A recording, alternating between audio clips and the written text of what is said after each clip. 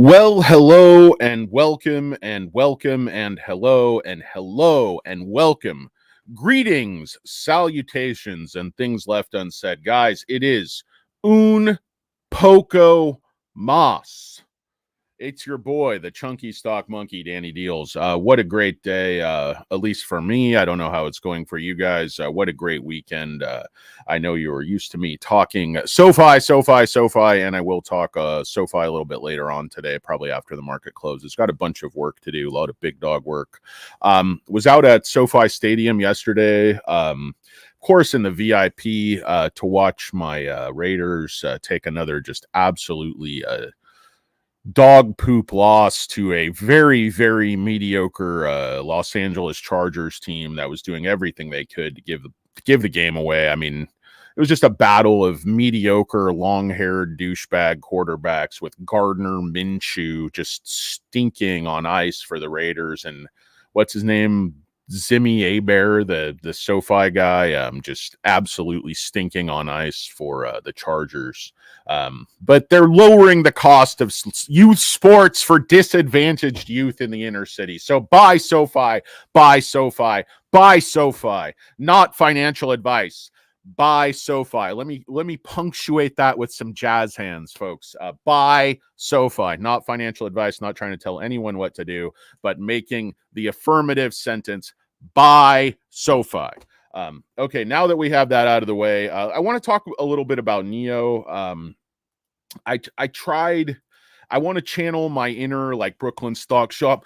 Didn't I tell you? I tried to give you guys Nio at 370, but you're too weak and stupid. No, I know that's not a good impression, but I love Brooklyn stock shop. Anyway, guys, didn't I tell you weak need douchebags?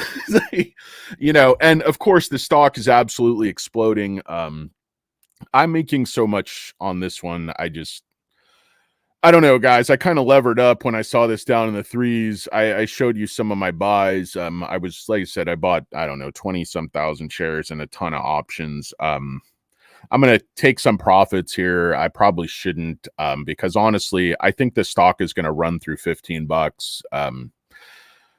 This is one of those things, and this is a lesson in shorting, that eventually fundamentals matter, and I think the shorts are going to learn the same lesson on SoFi. Now, keep in mind, obviously, the shorts aren't exactly losing because they've shorted this thing down from $60 down to 3 something. So for it to go back up to 5 is not like, they've made probably billions of dollars shorting this stock over the last few years. But it's just a lesson in fundamentals eventually matter. Like, you can short certain stocks down to zero because they're going to zero anyway, because their business isn't very good, or at least you can create a narrative. You can create a fictional narrative.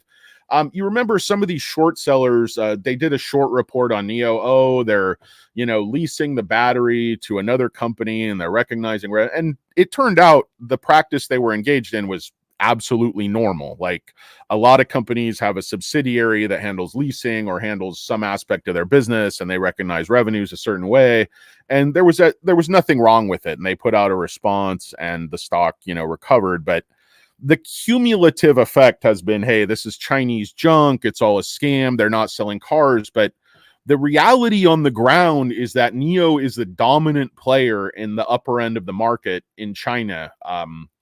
And their Onvo sub-brand is incredible, and they're launching that thing on time. But the key here, guys, is the battery swap, the fact that they're making their own self-driving chips.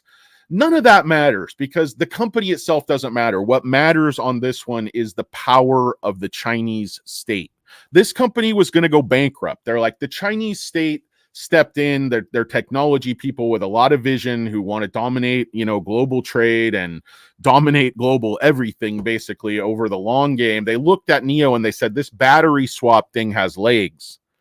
And if you notice, guys, CATL just came out with a very forceful statement that they are aggressively building out battery swap. And they plan to have 2,500 battery swap stations, I believe, by 2026. And then they plan to have 10,000 battery swap stations when their network is mature. Now, Nio already has 2,500 battery swap stations. And they're aggressively building that out. They just got a state partner to build out and finance, and they're financed with all the major oil companies. I mean, partnered with all the major oil companies, Shell, Sinopec, all the others, basically, so they could put battery swap stations on their property at the edge of their gas station. I don't know, guys. This move is just starting, in my opinion. I wouldn't sell Nio right now under $15. It's trading like 1x sales. Their margins just improved dramatically. Their sales year on year went up 100%. I mean, it was shorted to nothing for no reason. And if you look at the chart, I mean, it's pretty obvious that, say for the last almost exactly 1 year, the algo has just been very, very steady. Just absolutely smashed this purple resistance line, which has been very, very solid for the last year. Smashed through the 50-day, smashed through the 150-day. And there's a pretty substantial short on this thing, guys. And they are getting bent over a barrel. I don't know why Ortex is freezing right now, but if you look at the options, max pain is $4.50, and this stock is breaking through $5.50 right now. So option sellers are getting their asses handed to them. Market makers, the shorts, the sort of ones, I think, without vision. Now, look who flipped this bitch. Look who flipped this bitch. Good old JP Morgan, the biggest, most powerful bank in the world. And they are absolutely putting the wood to Morgan Fudley, who is a turd of a company, in my opinion. I mean, when you see Morgan Fudley do a big downgrade on a, returder darling stock, look for them to be loading and look for them to be running some kind of scam, in my opinion. They did a huge downgrade, $10 to $6 or something. I bet that, they're trying to crash a stock to load because they see fundamentally conditions are improving rapidly. I mean, their Onvo is coming out on the 19th. Nio does things early. Guys, sorry about that. I think we just had a bit of an earthquake. Welcome and hello and welcome. No, it was an earthquake. I hit my fat leg on the desk. So that's what that was. But anyway, guys, so you look at these, this is volume, guys, 550 calls, 27,000. So they have to defend 550 against returners buying these idiotic calls. But the problem is the stock can get into a short squeeze. So it's really hard to defend calls into a short squeeze. It's going to get tremendously expensive, and they're not going to be able to hold 550, guys. They're not going to be able to hold 550. This is the best Chinese EV stock. They're already rolling out one sub-brand ahead of schedule. They're rolling out a super economy sub-brand, a whole nother battery swap network, and the Chinese government is paying for it all. The Chinese government's paying for all their factories. Oil companies and states are going to pay for their battery swap network. You show me another EV company that offers this type of recurring revenue, this type of why do you think Elon Musk is so desperate to sell us all that he's going to get, robo-taxi on the road? Because selling cars is not a high margin, high profit business, and you're never going to be this biggest company in the world. You need the robots, you need FSD, you need leases, you need recurring revenue, you need at least insurance isn't a high margin business either. I don't know what people don't see. Nio got this right. Elon Musk laughed at battery swap. Now CATL sees it, and I think the Chinese government has seen it all along, how valuable this is, at least in China. In China, people with EVs, I think 1 out of 5 has a charger at home. The most important thing is the battery swap, and the fact that each swap station functions as a micro power station and stabilizes the power grid. I mean, this is already happening in Europe. Nio's expanding into Europe. They have battery swap stations in Europe. They have a factory in Hungary to build the battery swap stations. They're building another battery swap station factory right now in China, a third one. They're way ahead of CATL. They're, 2-3 years ahead of CATL. And what I understand when I've talked to people is Nio actually has better technology than CATL. In terms of swap, more refined. And that's why I think the big companies in China, the Geelys, others, they're coming on board with the Nio standard because CATL is years and years away. I mean, you might have to wait 5 years until their network. They're only in a few cities. Nio's covering the whole of China. And they're doing it with the government's money. I mean, this is an ideal situation. You have this company growing very, very rapidly with a really nice revenue structure, doing it with other people's money. I don't know why people see this company as so risky. The Chinese state is not going to build all these factories, give them all this money, let them build out this entire huge swap network, and then just mothball it. They see how important it is. They know Elon Musk was wrong, and Elon Musk now knows he was wrong too. Because you see it everywhere, these $20,000 Tesla batteries. Tesla depreciation is crazy. You could buy a used Model 3. It's not even very old for, 25 grand. And I mean, that's a great value. They're a great value new. I'm not trying to knock Tesla, but I'm not saying every company should be doing battery swap, but it certainly has a place in the ecosystem. And I think Nio is so far ahead in China. Even if CATL gets there and, builds in parallel and becomes a competitive network, competitive standard, I don't think it means they're necessarily going to win just because they're the 800-pound gorilla in batteries. I think that the government wants competition. The government does not want an all-powerful CATL. I think Nio doing well is in the government's interest. What do I mean, guys? I'm going to remove myself and go get some water because I feel like my lips are like sucking like a lemon. So I'll be back in 2 and 2, as Chuck Wooler would say. There's nobody watching anyway, but if the rest of you want to leave, feel free. I don't really care. I'm only talking to myself and the voices in my head anyway. Let me get some water. I'll be right back, guys. Thanks. But anyway, yeah, you can see the downgrade, Morgan Fudley. You could see the upgrade from JP Morgan. And when JP Morgan talks, people listen, guys. JP Morgan is infinitely more important than Morgan Fudley. Morgan Fudley is like one step above Wedbush's stinky toe. Anyway, guys, I'll be right back. Enjoy the elevator music.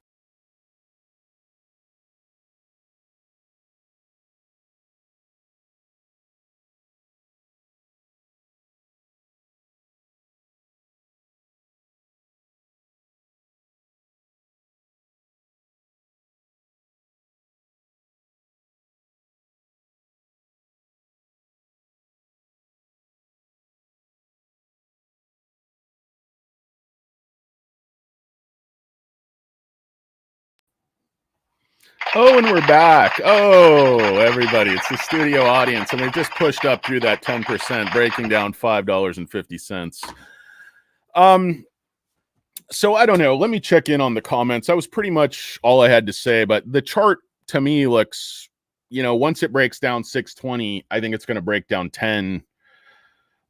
This stock, it's somewhat like Sofi, in that it looked a little bit weak based on the macro, based on fundamentals, based on, circumstances completely beyond their control. Like I said, hints, allegations, and things left unsaid, basically FUD. But reality bites. Reality eventually slaps you in the face like a cold salami at the end of a hard night of drinking. You wake up, kind of wonder where you are, hit your head on like a coffee table, smell like one giant cigarette. But no, these shorts, like, oftentimes they're right. And sometimes they're wrong. And I think Nio and Sofi are two cases where they got it, dramatically wrong and basically didn't know when to give up on it. And there's ERs that turn into an inflection point. Now, Sofi, I don't think has had that ER yet. The margins aren't improving rapidly. The tech is not growing rapidly. Certain things that we need to see, I think those things we're going to see in the Q3 ER, and that's going to be the inflection point when it makes this big move. But SoFi's not coming off the lows like Nio. I mean, SoFi's lows were $4.50 coming from 28. Nio's lows were $3.60 or whatever coming from, 60. So completely different proportional drop. But I think same story, same algo was working on the stocks, the same shorts were working on the stock. And why?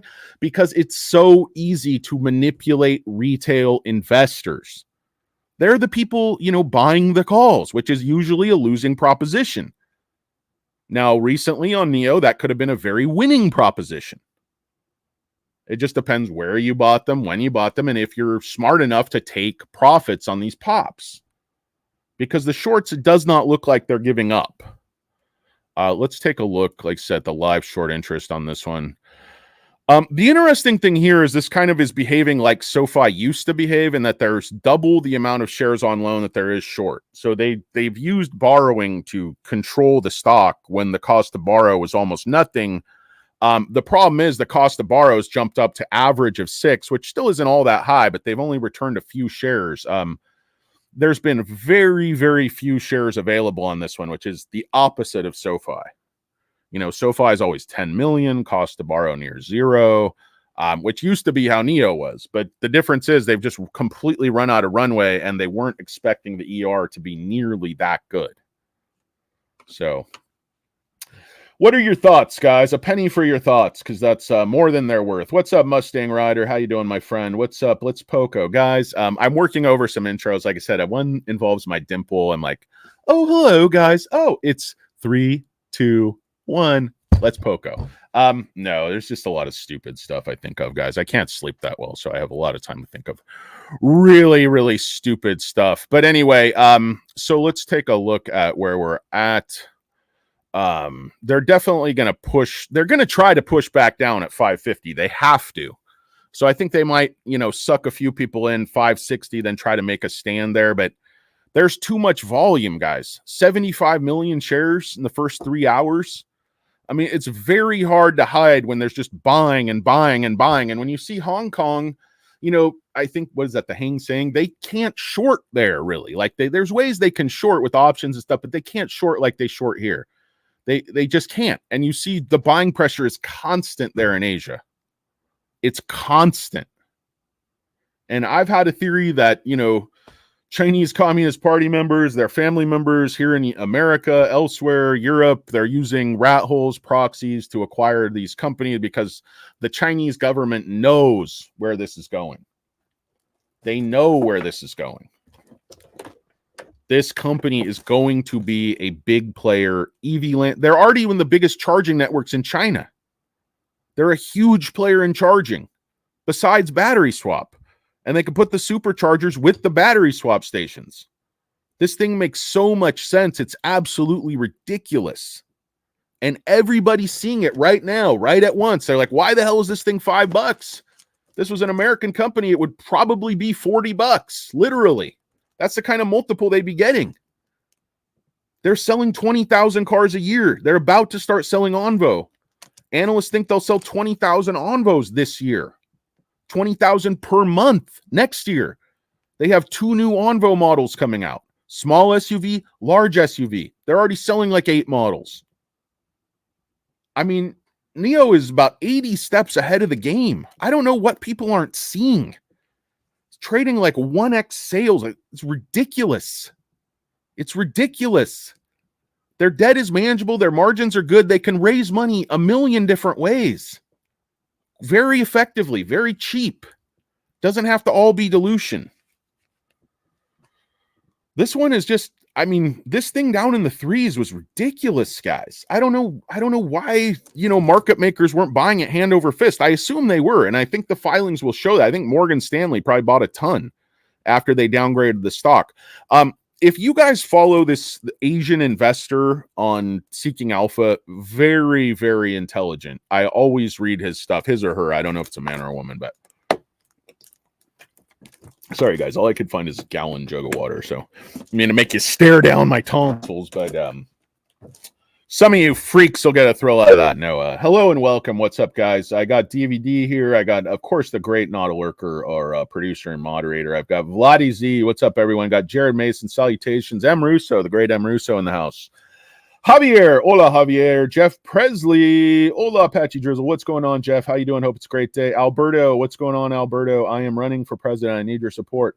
How about the Titans? 3 turnovers. Hadn't even had a chance to see the highlights, guys. Again, I was at SoFi in the VIP. I don't want to take off my wristband because I think it makes me look a little bit cool that people won't notice that I'm chunky. Like, hey, that guy was in the SoFi VIP. Yeah, but he's seems quite chunky.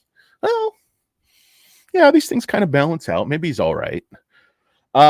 Anyway, guys, welcome and hello and welcome. We got, it was a sloppy opener, it looked like. If you saw the Chargers-Raider game, what a pile of steaming dog shit that was, especially if you're a Raider fan. The Chargers played awful, and the Raiders made them look good. So that's Raider football. You know, just look fairly good for a quarter and a half, kicking a few field goals, and then just, you know, crap your pants. And I don't know, whatever else you're going to do. But I don't want to talk about the Raiders, God. Anyway, guys, the kickoff rule is very stupid. I don't like it. I mean, I guess people aren't getting hurt, but they just kick it out of the end zone every play. I don't really see. I don't really get it. The punts are a lot more interesting because people can fumble, people get hit. That's what they want to see in football. Nice, Benji. You're very welcome. I'm glad you got in on it. I think you're going to double your money here real quick. Don't sell Nio under 15, guys, even if it pulls back. I'm not giving financial advice. You guys can obviously do whatever you want to do, but my strong advice would be, you know, to myself, not anybody else, to the royal we, the ether. I'm obviously not a financial advisor, guys. I'm anything but a financial advisor. I'm not a life coach. I'm not your parents. I'm definitely not, you know, I'm not trying to tell anyone else what to do. I'm just trying to tell you what I'm doing, what my thinking is. A lot of people in the comments elsewhere think I'm a complete idiot. I have no idea what I'm talking about. I mean, I just accidentally made a ton of money again. I just 20x'd SMMT, 20x. I'll prove it. I'll show it when I've sold some. I took some profits like 10x, but when I saw the founder of the company buy $100 million worth of stock under $1, I didn't know anything about it. It's a lung cancer company. Turns out their drug is better than Merck's, and they sell $25 billion worth every year. So for the strongmans of the world, you've never 10x the stock. I have 20x the stock. 10x quite a few stocks. And Nio's going to be one of those. So, neener. Anyway, no, it's things go up, things go down. It doesn't matter unless you take profits. And you have to weigh that obviously with penny stocks against, heavy losses I've taken on other stocks. So, but that one makes up for a lot. That one makes up for a lot. Coming off $1 to $20 on great data that their lung cancer drug is twice. It basically reduces the risk of death or the incidence of death by 50% versus Merck's drug in advanced lung cancer. So it's pretty dramatic data coming out of a phase 3 in China. So that's why that stock's going absolutely insane. But that's neither here nor there. Benji, I'm very glad you got in. Always take profits, man. Hold some for the squeeze. That's the way to do it. Play with house money.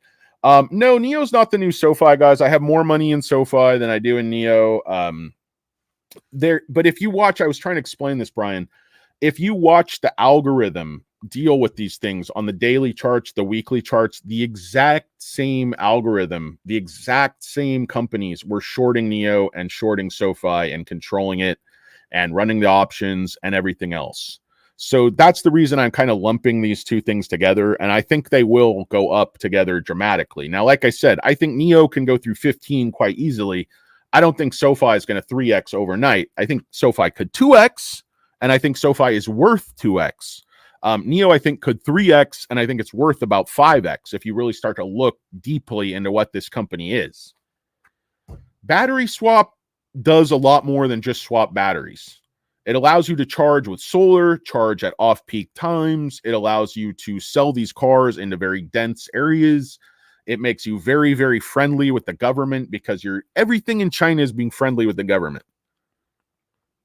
The whole Chinese state at all levels is lining up to make Nio a huge power player in the EV game, the battery game, the charging game, the chip game. I don't know. Why would the government put all this money into Nio if they're not going to push them higher? It doesn't make any sense. Let's see, guys. Oh, I got a real estate deal going. I got to DocuSign some stuff. Okay, guys, I got to run. I got some work to do. Let me try to just run through the rest of the comments. What's up, Tommy Dimes? Good to see you. Good to see you back again. Let's see. I don't trust Chinese stock. I know, Tommy. So a lot of people are right there with you. I'm not trying to tell you to buy them, Tommy. I'm not trying to tell you to buy them. But I know people in China who know what Nio is, and it's a real company. They're building out the gas stations of tomorrow across the entire country, and they're going to make a ton of recurring revenues on it, Tommy. China is where EVs matter. Their market penetration is 50% versus like, 5% or something here. So I totally get you, brother. I'm not trying to tell you to buy the stock. I'm not trying to tell you don't buy anything you're uncomfortable buying just on FOMO, just to chase. If you're not comfortable, don't buy Chinese stocks. There's thousands of stocks in America and Europe and Latin America and other parts of Asia that can give you tons of growth.